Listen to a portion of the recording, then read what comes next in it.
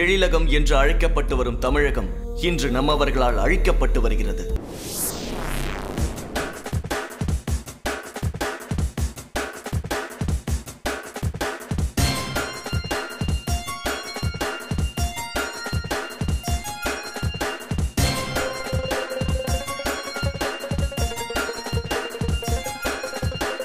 ஆம், இது போன்ற சுவர் விளம்பர படங்களால் தான் இவ்விளம்பர படங்களை பற்றிய ஒரு தொகுப்பினை காண்போம்.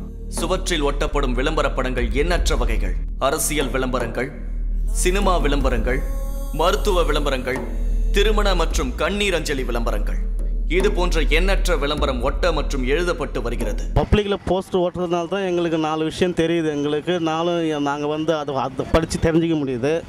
மற்றபடி போஸ்ட் ஓட்டுறது எங்களை பொறுத்தவரை நல்லது தான். அது விளம்பரங்கள் அனைத்தும் மக்கள் அறிய வேண்டும் என்பதற்காக தான். அவற்றின் வாயிலாக வெளிப்படுத்தும் விளம்பரத்தை எதிர்க்க மக்களுக்கு தான் முதல் உரிமை இருக்கின்றது. இதை உற்று கவனிக்கும் மக்களும் இதற்கு ஒரு முக்கிய காரணம். ஸ்டிக்னோ பில்ஸ்ன்னு போஸ்ட் ஓட்டிருக்காங்கல்ல, ஒட்டி இருந்தோம்.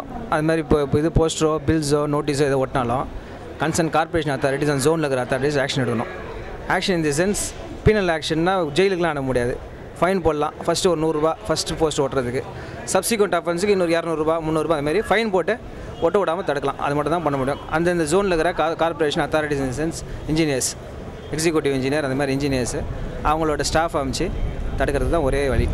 மற்றபடி இப்போ பீனல் ஆக்ஷன்லாம் கோர்ட் மூலியமாக எடுக்கிறதுனா கோர்ட்டில் ஒரு பப்ளிக் இன்ட்ரெஸ்ட் லிட்டிகேஷன் போட்டு அவன் அந்த மாதிரி ஒட்டக்கூடாது, கார்பரேஷன் அத்தாரிட்டிஸ் ஆக்ஷன் எடுக்கணும் அந்த மாதிரியும் பப்ளிக் கேட்கலாம்.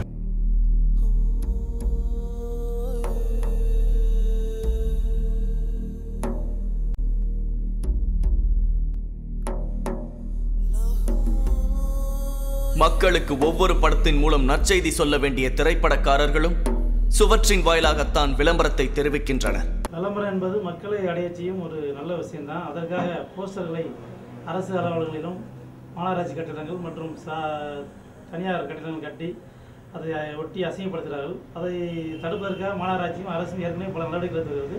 தற்போதும் தடுப்பதற்காக பல நடவடிக்கைகளை மாநகராட்சி எடுத்து வருகிறது. சட்டத்தை ஏற்றுபவனே சட்டத்தை மீறக்கூடாது. ஆம், சுவற்றில் விளம்பரம் செய்யாதீர் என்று சட்டம் போட்ட அரசியல் கட்சிகளே சுவற்றில் விளம்பரம் செய்கின்றனர். முதலில் அரசியல் கட்சிகள் விளம்பரம் செய்வதை நிறுத்த வேண்டும். விளம்பரம் தான் ஒரு நாட்டின் வளர்ச்சிக்கு உதவுகின்றது. ஒவ்வொரு நிர்வாகத்திற்கும் விளம்பரம் ஒரு முக்கிய பங்கு வகிக்கின்றது. விளம்பரத்தின் வாயிலாகத்தான் மக்கள் ஒன்றை தெளிவாக தெரிந்து கொள்ள முடிகிறது. அப்படிப்பட்ட விளம்பரத்தை சுவற்றின் வாயிலாக வெளிப்படுத்தாதீர்கள். ஆக இதற்கு தீர்வுதான் என்ன?